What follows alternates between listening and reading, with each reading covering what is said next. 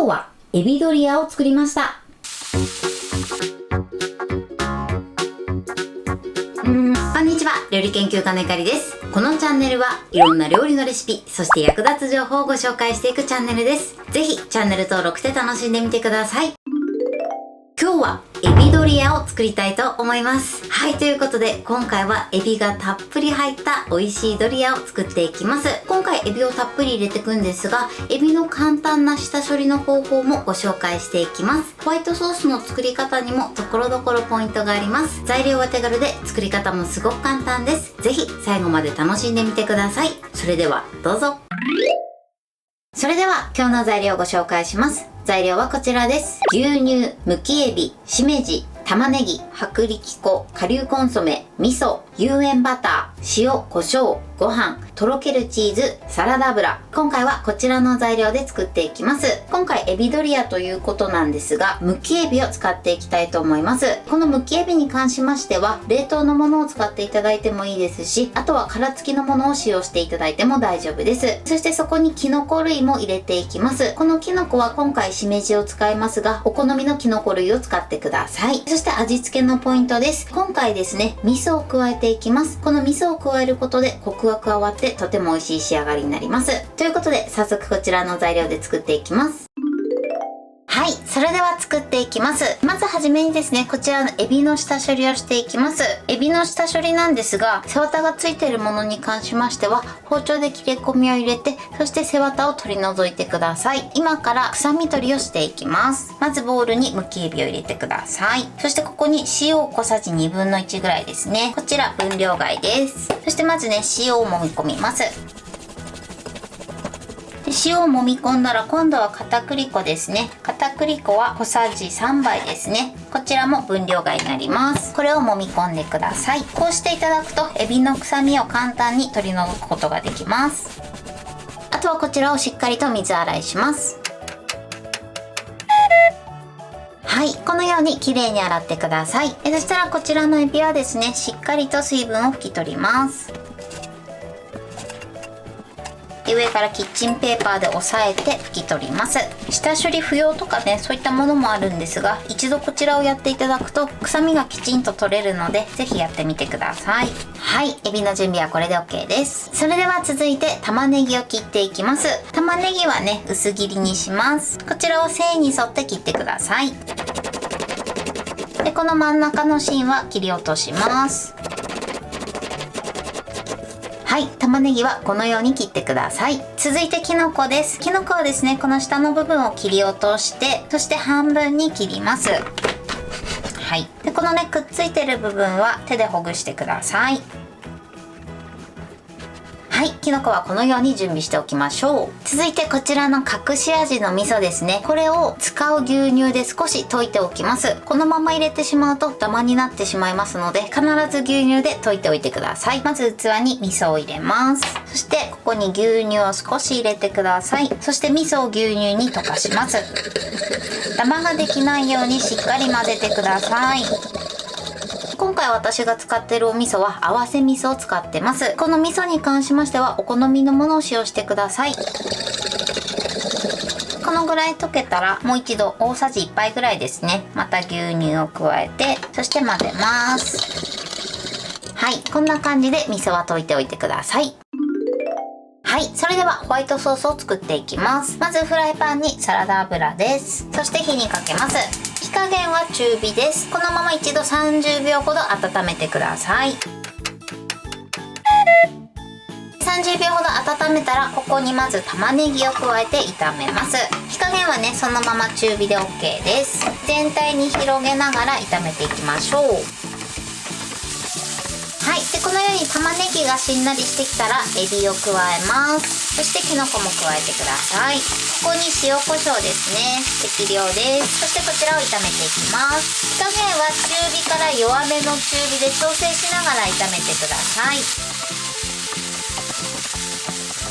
でここのようにエビにだいたい8割ぐらい火が通ったら一旦火を止めます。火を止めたらここに薄力粉をまぶしていきます。まぶす時はこのように茶こしなどを使ってふるって加えるようにしてください。具材にね薄力粉をまぶしていきます。そうすることでホワイトソースにした時にダマになりにくくなります。全部まぶし終わったらまだ火にかけない状態で一度薄力粉を具材全体に絡めてください。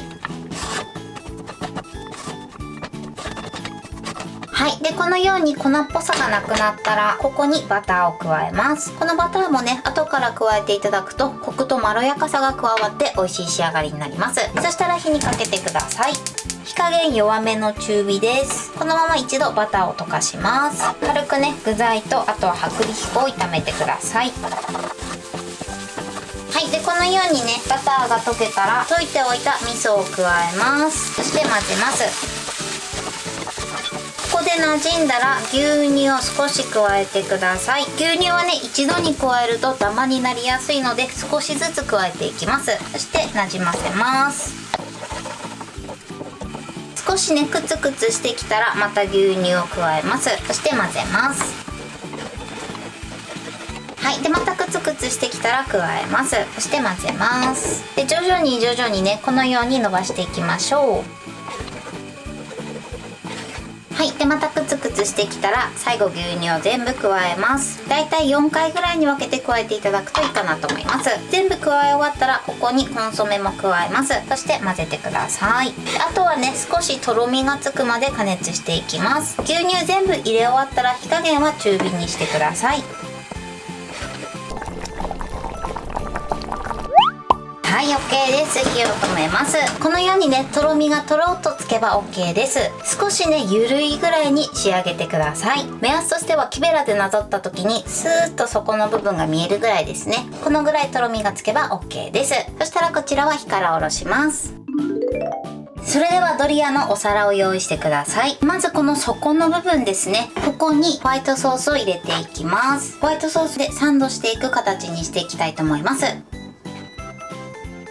だいたい底が見えなくなるぐらいまで入れてください。そしてこの上にご飯をのせていきます。全体に敷き詰めたらまた上からホワイトソースをかけます。はい、このようにのせてください。そしてこの上にとろけるチーズをたっぷりかけましょう。はい。それではこちらをトースターでチーズが溶けてこんがりするまで焼いていきます。トースターがない場合はオーブンで焼いてください。では焼きたいと思います。はい。焼き上がりました。このようにいい感じに焼き色がつくまで焼いてください。ちなみに今回私はですね、1200ワットでだいたい5分ほど焼きました。こちらは目安にしてみてください。はい、これでエビドリアの完成です。こんな感じに仕上がりました。最後こちら分量外ですがパセリを散らしてます。こちらは彩りで散らしているのでお好みで散らしてみてください。このようにいい焼き色がついて美味しそうに仕上がってます。これで完成です。それでは早速いただきたいと思います。いただきます。ホワイトソースがすっごくたっぷりで、そしてちょっと入れたこの味噌のコクが効いてすごく美味しいです。エビもプリッとしてますね。